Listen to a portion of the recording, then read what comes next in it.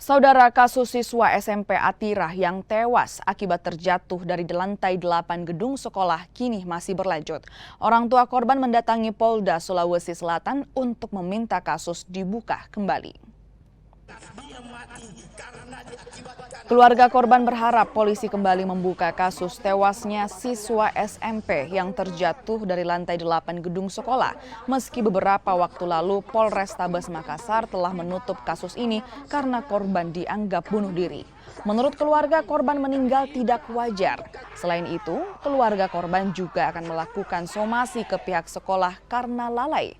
Sementara itu, Polda Sulawesi Selatan menurut rencana akan kembali membuka kasus ini.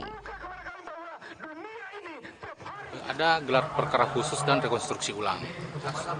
Kasus kematian Ananda Basman di SMP Atirah, Makassar.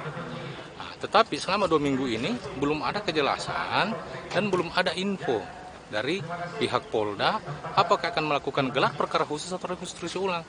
Nah, makanya kami datang, Pemuda Pancasila, SAPMA, BPPH, dan elemen mahasiswa masyarakat mempertanyakan kepada Polda Sulsel.